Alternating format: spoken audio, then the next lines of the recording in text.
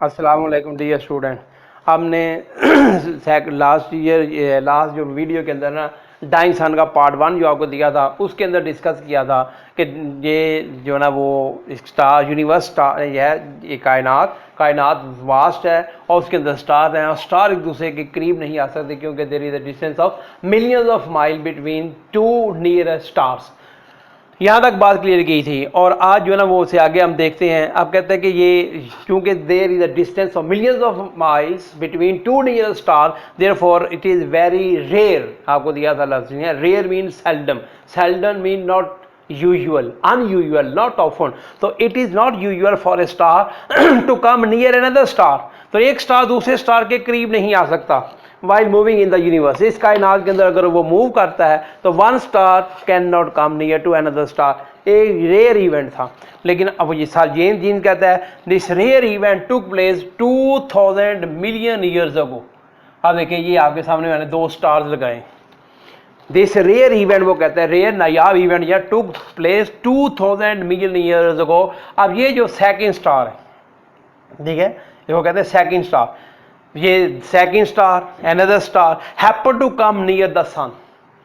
कब याद फिर कर लें लाइन, ये सवाल आएगा कि ये कब यानी वाक़या पेश आया। तो this rare event to place 2000 million years ago. और हुआ क्या था, सेकंड स्टार, अब देखिए इसी का नाम उसने दिया सेकंड स्टार, इसी को उसने कहा है काज ऑफ डिस्टर्बेंस, क्योंकि कायनात का निज़ाम सही चल रहा था, इस काज ऑफ डिस्टर्बेंस ने आके काम खराब किया। 2 बात, और तीसरी बात इसी को उसने कहा द स्टार मूविंग ब्लाइंडली। ये 3 लफ्ज़ इसके लिए इस्तेमाल किए गए हैं। दोबारा फिर सुन लें, the cause of disturbance, the star moving blindly, और जो है ना द सेकंड स्टार। तो it happen to come near the sun 2000 million years ago. It this rare event took place that a second star wandering in the universe, wonder आपको देखा roaming in the universe, happen to come out of its orbit, अपने orbit से ना, ये अपने ये orbit था इसका, ये इस ऑर्बिट के अंदर मूव कर रहा था सपोज। तो अपने अपने ऑर्बिट के अंदर मूव करते करते समहाउ द अदर, वो खुद नहीं जानता कहता लेकिन हुआ यूं कि it happen to come out of its orbit and happens to come near the stars, near the sun. ये आप देखें, ये सन है सपोज, तो ये सन है और ये सूरज जो था इसके करीब आने का इत्तेफाक हुआ एक स्टार को। ये अब ये स्टार उसके करीब आ रहा है। अब उस जैसे आपने अपने साइंस के अंदर पढ़ा हुआ है कि ये हमारा जो सूरज है, सन जो ना वो raise tides on our earth, sun and moon raise tides on our earth. ये टाइड भी सिनोनिम में आया इसका, वेव्स, लहरें जो है, तो ये हमारे समुंदर के ऊपर जो है ना वो लहरें जमीन के ऊपर डालते हैं मून और सन। इसी तरह the second star that has must travelled, देख ठीक है, and came near the orbit of the sun, सूर्य के ऑर्बिट के जब करीब आया था तो it must have raise tides on the surface of the sun. ये जो सरफेस ऑफ द सन है उसके ऊपर उसने टाइड्स क्रिएट की थी, टाइड्स वेव्स, ठीक है। और ये जो टाइडल वेव थी मदद जदर की लहरें, यहाँ एक बात और भी ध्यान में रखनी है कि वो जो हमारा यानी कि little mass of the moon causes raise on the our oceans, हमारे समुद्र के ऊपर जो मून जो है वो जो रेज टाइड्स का काज करता है, वो टाइड जो है ना वो स्मॉल है। लेकिन ये जो स्टार था जो सूर्य के करीब है, इसकी जो टाइड्स थी, रेज थी, वो बड़ी हैवी किस्म की रेज की थी। टाइड्स जो थे वो उसकी यानी कि लहरें जो ना वो ज़बरदस्त किस्म की जो उसने रेज जिसके ऊपर डाली हैं। अब ये उसकी यानी वो एक माउंटेन बनती है। कहते अब दोबारा मैं फिर पढ़ता हूँ, यानी when the second star came near the sun, सूर्य के करीब आया था कि ना, ये उसके करीब आ रहा है। When the second star came near the sun, तो इसमें क्या हुआ कि it raise tides on the surface of the sun, सूर्य की सरफेस के ऊपर जो ना टाइड्स हो जाती हैं, और ये टाइड्स इतनी ज़्यादा बनती हैं, यानी वो कहता है it become such a high mountain that you can hardly imagine. इतनी बड़ी माउंटेन है कि आप उसका तस्वर भी नहीं है। ये माउंटेन जो थी यानी माउंटेन ऑफ टाइड्स, ये इतनी बड़ी हो जाती है कि आप इसको इमेजिन ही नहीं कर सकते। तो as the second star started coming near the sun, the raise waves on the tides and tidal waves on the surface of the sun are formed or it becomes such a high mountain that nobody can imagine, आप तस्वर भी नहीं कर सकते। अब हुआ यूं कि जब ये when it came nearer and nearer, अब यहाँ पे एक और सवाल याद रखना है कि 2 क्वेश्चंस जो इम्तिहान के अंदर सेलेक्ट किए जाते हैं और उनके अंदर अक्सर कन्फ्यूजन ये होती है, बच्चे उसको गड़बड़ कर देते हैं। एक सवाल ये है कि what happened when the star came near the sun, सूर्य के करीब आया तो क्या वाकया हुआ, ये केम नियर द सन है। उसका जवाब दिया आपको कि टाइडल वेव्स उसके ऊपर फॉर्म होती है, ठीक है। और फिर एक और सवाल है कि what happened when the second star came near and near the sun, near and nearer, जब करीब से करीब आया तो फिर क्या हुआ। अब अगर ज्यादा करीब आता गया जैसे जैसे यानी as the sun came near and nearer the tidal waves, the mountain of tidal waves becomes higher and higher, ये ज्यादा से ज्यादा होती गई, ज्यादा से ज्यादा होती गई। और इससे पहले यानी देखें करीब आया तो टाइडल वेव्स आई, और वो अगर ज्यादा करीब आया तो टाइडल वेव जो है ना उसके ऊपर जो है ना वो क्या है, वो ज्यादा से ज्यादा बड़ी बड़ी होती गई, और it become such a high mountain, इतनी high mountain that you can hardly imagine. और बिफोर द सेकंड स्टार, इससे पहले आप देखें ना, ये आप समझाते हैं, देखें ये जिस तरह एक एक्सीडेंट होता है, ठीक है, या आजकल टेररिज्म का दौर है, टेररिज्म एक टेररिस्ट आ रहा है, देखें ये टेररिस्ट है, ये एक बिल्डिंग है, इस बिल्डिंग के करीब आ रहा है, ये टेररिस्ट करीब आ गया, ये सेकंड स्टार था, ये सन है, second star is coming near the sun, ये सूर्य के करीब आ रहा है। जब सूर्य के करीब आ रहा है तो इसकी जो टाइडल वेव्स है सूर्य की standing on the surface of the sun, tidal waves becomes higher and higher, वो ज्यादा से ज्यादा ऊंची ऊंची होती जाती है, बढ़ती जाती है, एक ह्यूज माउंटेन बन जाती है। और when it came near and nearer, इस तरह इतना करीब आ गया, उसने लफ्ज कुलियन का इस्तेमाल नहीं किया, ये यार खड़े हैं, कुलियन कुलाइड, इस आपस में टकराने का लफ्ज इस्तेमाल नहीं किया, लेकिन वो कहते हैं when it came near and near the mountain of tide becomes higher and higher, वो बड़ी ह्यूज जाती है और इतनी ह्यूज बन जाती है that you can hardly imagine, आप तसव्वुर भी नहीं कर सकते। और before the second star moved away, इससे पहले कि वो सेकंड स्टार मूव अवे हो जाए, दैट माउंटेन ऑफ टाइड जो थी दैट ब्रोक इनटू पीसेस, वो उसके टुकड़े टुकड़े हो जाते हैं। एंड दीज पीसेस, ये माउंटेन ऑफ टाइड के टुकड़े होते हैं, एंड दीज पीसेस जो हैं ये got scattered through out the universe, ये पूरी कायनात के अंदर इसके टुकड़े टुकड़े फैल जाते हैं। क्लियर है। अब चूंकि इसके टुकड़े पूरी कायनात के अंदर फैल जाते हैं, इसका मतलब क्या हुआ कि ये टुकड़े पीसीज हैं, अब ये किसके टुकड़े हैं देखा जाए तो they are the torn off pieces of the sun, ये सूरज से चूंकि अलग हुए, माउंटेन ऑफ टाइड सूरज के ऊपर बनती है, तो ये माउंटेन ऑफ टाइड जो थी उससे का जो ना वो जो टुकड़े होते हैं खला के अंदर, और ये they are the torn off pieces of the sun, ये टॉर्न ऑफ पीसीज से सूरज से अलग हुए टुकड़े थे, और they were very hot in the beginning, शुरू में ये बड़े थे क्योंकि as were the part of the sun, ये सूरज के हिस्से थे, तो they were very hot in the beginning, ये शुरू में बहुत गर्म थे।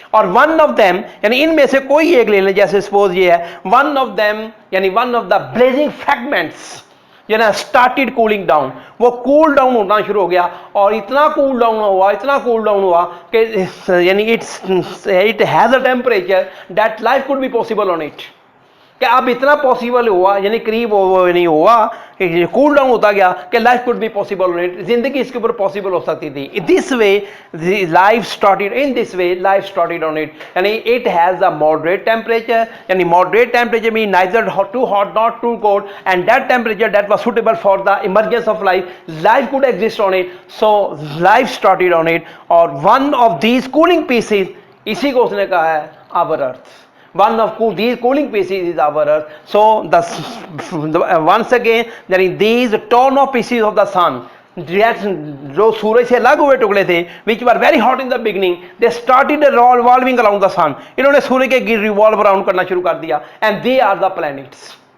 एक सवाल बार बार आता है, what are planets and how did they come into existence, तो जवाब देखें क्या आना शुरू होगा कि when the mountain of tide got broken into pieces, तो दिस जो है ब्रोकन पीसेस यानी blazing fragments of the sun, they started revolving around the sun, इन्होंने सूर्य के गिर्द चक्कर लगाने शुरू कर दिए। And one of these cooling pieces, इनमें से एक जो कूलिंग पीसेस था जिसका नाम उसने अर्थ रखा है, दे अर्थ था, because it gave birth to life, it has a moderate temperature यानी टेम्परेचर सुटेबल फॉर लाइफ, तो लाइफ उसके ऊपर स्टार्ट होती है, और इसके ऊपर लाइफ जो ना एग्जिस्ट होनी शुरू होगी, लाइफ आ गई। अब लाइफ कैसे इसके ऊपर आती है ये आपने देख लिया।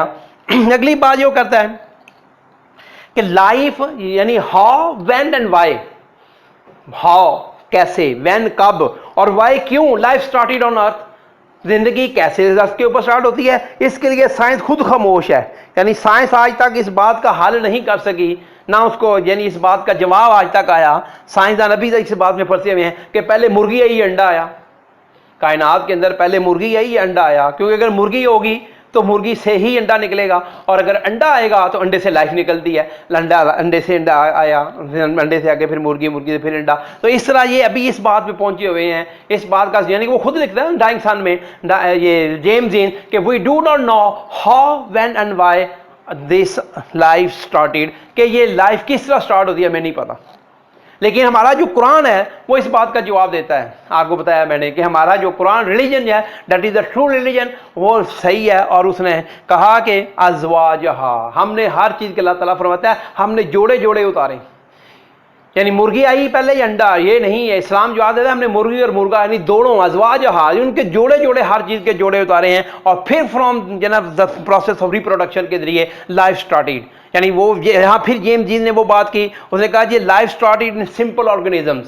सिंपल ऑर्गेनिज्म जैसे यूनिसेलुलर ऑर्गेनिज्म जब आपने अमीबा पढ़ा आपने पैरामीशियम अमीबा बायो के अंदर, तो life started in very simple organism, simple organism थे। And the chief quality of this simple organism was that they were able to being reproduce themselves before dying. उनमें यानी जो chief quality क्या है उन ऑर्गेनिज्म की कि दे कुड रिप्रोड्यूस देमसेल्फ, अपने आप को रिप्रोड्यूस कर लेते थे बिफोर डाइंग, मरने से पहले 1 से 2, 2 से 4 का आपको आ जाते थे। इस तरह लाइफ जो है ना वो स्टार्टेड, यानी वही life the life started from very simple complex, life started that from very simple organism that started becoming more and more complex with the passage of time, and now it's modern shape जो है वो है man. इस कायनात की जो ना वो सबसे जो ना वो यानी कि जो ह्यूमन बींग्स हैं, human beings are the most complex form of that simple life that started in simple organism. और वो मैन जो है जिसके लिए कहता है man who has a sense of beauty, who has feelings, sensations, and he has religion in which there are his highest hopes.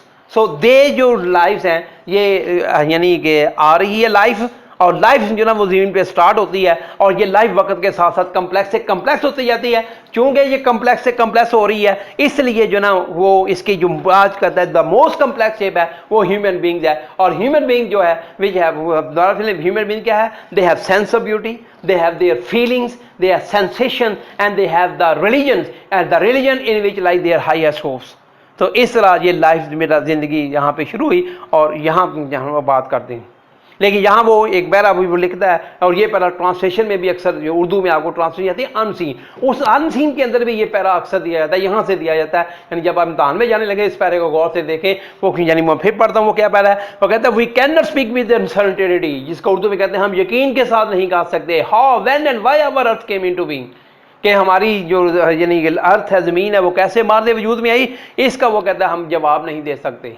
और आपको बताया जवाब हमारे पास किसके पास है, जवाब अल्लाह ताला के पास है। कुरान के अंदर अल्लाह ताला फरमाते हैं कि अल्लाह खुद कहता है Allah almighty that he himself has created the universe, उसने यूनिवर्स को किया, he has created earth and the heaven, Allah दी खलक समावादी वाला, अल्लाह ताला ताला वो है जिसने ज़मीन और आसमान को क्रिएट किया है। तो अल्लाह ताला कहते हैं मैंने क्रिएट किया है, इनको नहीं समझ आ रही कि ये कैसे क्रिएट हुए। दूसरा जो लाइफ जो क्रिएट की है उसके ऊपर बताया कि ये जो नहीं पता इनको कि लाइफ कैसे क्रिएट हुई, लेकिन हमारे अल्लाह ताला जवाब दे रहे हैं कि मैंने क्रिएट किया लाइफ को और मैंने जोड़े जोड़े उतारे हैं।